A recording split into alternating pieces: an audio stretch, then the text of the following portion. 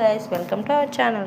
మేము ఆవులు పెంచేస్తాం, పాలు వచ్చిస్తాయి, డబ్బులు అమ్మేస్తాం అనేసి అనుకునేవారు ఇంకొకరి మీద డిపెండ్ అవ్వకూడదు. బికాస్ వాళ్ళు సమయానికి రావచ్చు, రాకపోవచ్చు. మేము కూడా మా రామ్ తాతయ్య మీద డిపెండ్ అయ్యి ఉన్నాం.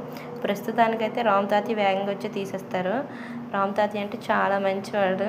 మరి 2 శరాలైనా ఆవు అమ్మొద్దు, నేను ఎలాగో ఒకలా తీస్తాను, ఆడపిల్లే పుడుతుంది అనేసుకొని చెప్పారు. అందుకోసమనే ఉంచాము. మా ఫ్యామిలీకి హెడ్ అనమాట మా రామ్ తాత. మీలో మీ ఫ్యామిలీకి ఎవరు హెడ్ చెప్పండి. నా వీడియోని ఇస్తే లైక్ చేయండి, షేర్ చేయండి, సబ్స్క్రైబ్ చేయండి. మా రామ్ తాత వరకు వెళ్ళేటట్టు చూడండి, మర్చిపోవద్దు. మీ ఆవు ఎన్ని పాలు ఇస్తుంది? అది పాల కేంద్రానికి ఇస్తారా లేకపోతే వాడుకలకి ఇస్తారా?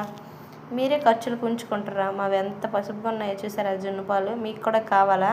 ఈసారి ఈనేటప్పుడు ఇస్తాలే, ఇప్పుడు ఇవ్వను, ఎందుకంటే ఇప్పుడు అంతా బుకింగ్ అయిపోయింది. ఓకేనా? ఉంటాను మరి. Bye bye.